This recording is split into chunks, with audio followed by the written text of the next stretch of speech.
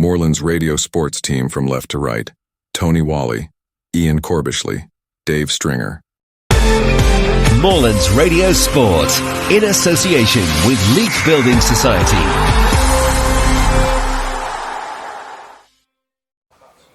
Exciting times over at the clinic, but here at the commentary position, Dave Stringer is going to be in conversation with the Leek Town manager, Josh Brehaut.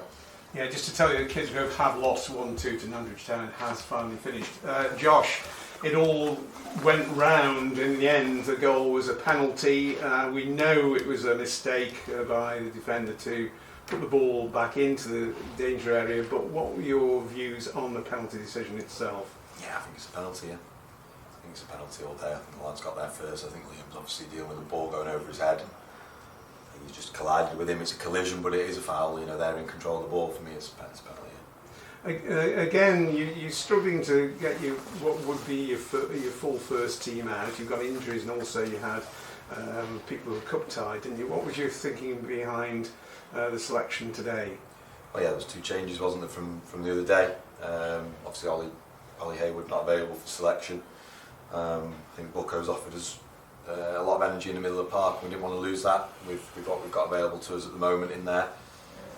So obviously we brought Taylor back in, who's been playing regular, gives that left-footed balance as well, and then obviously we changed Gricey for Diego today, with the hope of Diego being fresh, having not played on Tuesday, giving us that impetus at the top end of the pitch. Gricey obviously put in a monumental effort, as did everybody on Tuesday. So yeah, that was the rationale behind the 2 changes, but you know, we just never got going today at all. I think, you know, very rarely have I felt so disappointed with the performance, because I just don't felt like it reflected what we are, what we try, you know, who we are, and you know what we're striving to be. You know, aside from in the first half, Max found himself free in the box and took an early strike that, you know, he had more time than that to take, you know, to make a decision. Shent's obviously had, you know, our best chance towards the end there. After Liam had obviously done well and used his strength to hold the ball up in the box, and yeah, obviously the keeper pulled off save. But aside from that, we haven't worked the goalkeeper anywhere near enough. And you know, granted, you know, it's not been like our goal's been peppered. Dino made a great save in the first half, high to his right, and yeah, it's been decided by a penalty. So it wasn't like there was a massive amount in it. But certainly in terms of the general play, you know, we didn't do enough. And to be fair, I mean, I thought their defence mastered your attack, and I think you did the same with your defence. They mastered their attack in general, and we felt that maybe a goalless draw and the penalty shootout inside was maybe the way it was going to happen until the incident with the penalty. Yeah. I mean, obviously we're always looking at ways of trying to win the game. So, you know, obviously at the time of the penalty, it was in the balance, of course. But again, I never felt like we had the ascendancy, or that we were, you know, that we had momentum in the game. Obviously, we had a little flurry in the final few minutes, which is obviously when the chance came. But like I say, never felt like we did what we you know, put it this way, when we played them here on that Tuesday night a couple of months back, you know, our second half performance was outstanding, and we obviously lost the game. Firstly through a decision that, you know, that cost us a second goal that was obviously later proven to be wrong, but then obviously individual mistakes on that evening meant that we lost the game 3-1. The actual performance was really, really good. And if the performance is good and you don't get the result, then there's an element of you being able to accept that. But our performance level today, you know, we didn't reach anywhere near those standards that we did in that particular game, or that we have reached in other games this season. Yeah, I suppose looking at statistically, you could say, well, you lost today on a spot kick, and you lost 3-1 in the previous match. So there's been improvements, but you feel obviously that today there wasn't really that improvement. No, I wouldn't say so. I think the scoreline is an indicator of a performance, but it's not the only indicator. I think you know, like I said, the performance back then was significantly ahead of where we were. In today's game, of course, the team's very different. You know, of course, it's very different. And yes, of course, we're still missing numerous players. But it's not an excuse. You know, we've got a squad of players.